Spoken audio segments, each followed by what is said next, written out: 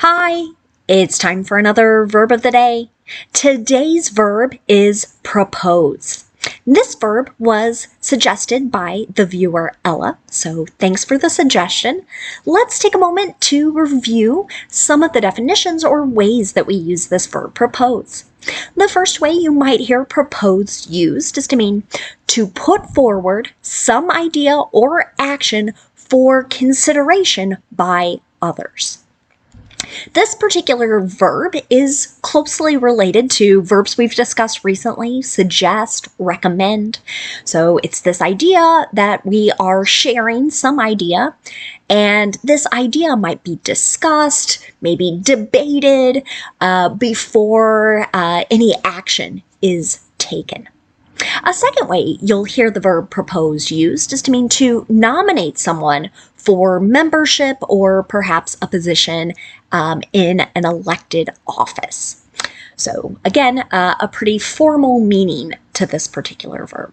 A third way you hear propose used would be to put forward some motion, some type of legal document, either before a committee or before some legislative body.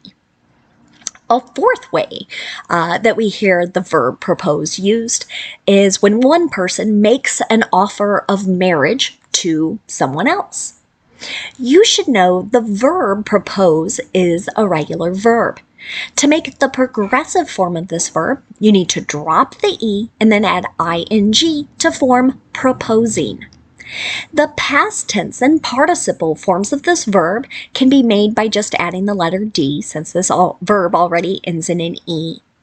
Our base verb, propose, ends in a voiced Z sound. So our past tense ending is just going to make a D sound, and we're not adding an extra syllable as we say it. So it should sound like this: proposed, proposed. Okay. Now, you might be happy to know we're not going to talk about any phrasal verbs in connection to the verb propose.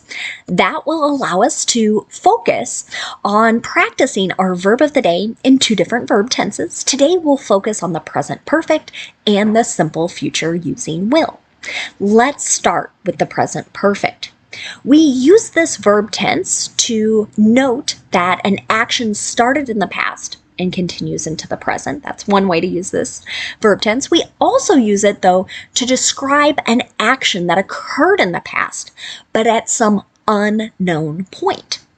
To make the present perfect, I hope you see the two P's in the name of this verb tense, you also need two parts.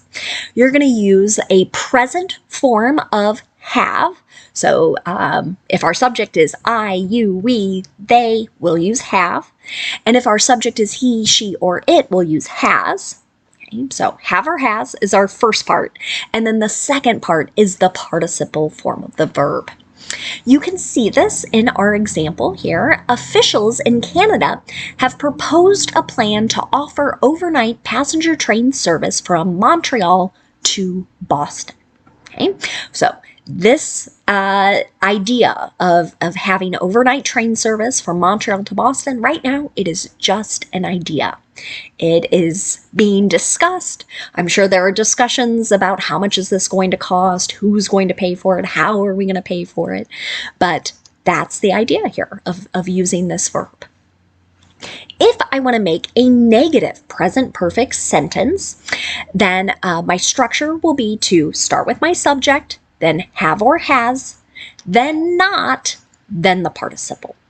You might also hear haven't or hasn't, and then the participle form.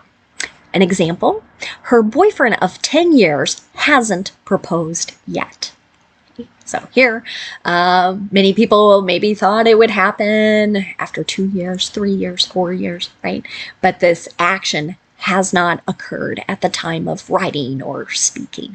I feel like I see sentences like this quite often in advice columns, people asking what should they do in this type of situation. Now, we can also make yes or no questions in the present perfect. To do that, we start with have or has, then we have our subject, then the participle form of the verb. Here's another example. Has the candidate proposed any solutions to rising energy costs? Right? So, have they shared some ideas? Now, let's take a look at our simple future. Today, we're going to focus on making sentences with will. This is very common with predictions, also with promises. And the nice thing about this form of the simple future is that our structure is going to be the same no matter what our subject is. So we'll start with our subject, we'll use will, and then the base verb. You can see that in my example.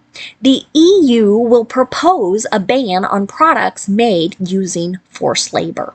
Okay, so here we're talking about the definition of bringing forth something to a governing body that will make a decision whether to implement this particular rule or law.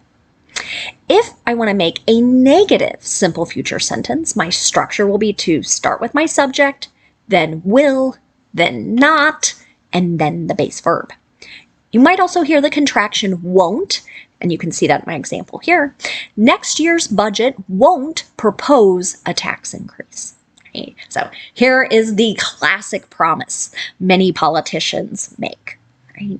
So what this person is saying is what we bring forth before this legislative body will not include a tax increase. Finally, a yes or no question in the simple future begins with will. Then we have our subject, then the base verb. You can see that here. Will she propose while on vacation? So this would be the idea of asking for the other person to agree to marriage. Now, let's take a moment to look at some words and phrases related to our verb propose. The first word we're going to discuss is the noun proposal. This can have a couple different meanings. One is to just refer to some sort of formal plan or a formal suggestion that is put forward for others to consider or discuss, maybe even debate. An example of this, you might hear, we need to submit the proposal by the end of the week. Before I was an English teacher, I worked for a few CPA firms, and it was really common for us to put these formal plans together of how we would provide certain services. It might be audit services, might be tax services, but a formal plan as to what we would do, when we would do it, and how much it would cost, right? So many companies, many businesses are engaged in this process of submitting formal plans to potential customers or clients. A second way we can use the noun proposal is to just refer to the action of suggesting a plan. So, an example here. The company's proposal of flexible work locations and hours was well received. Okay. And a third way to use the noun proposal is to refer to that offer of marriage. An example of this. Their proposal happened at the site of their first date.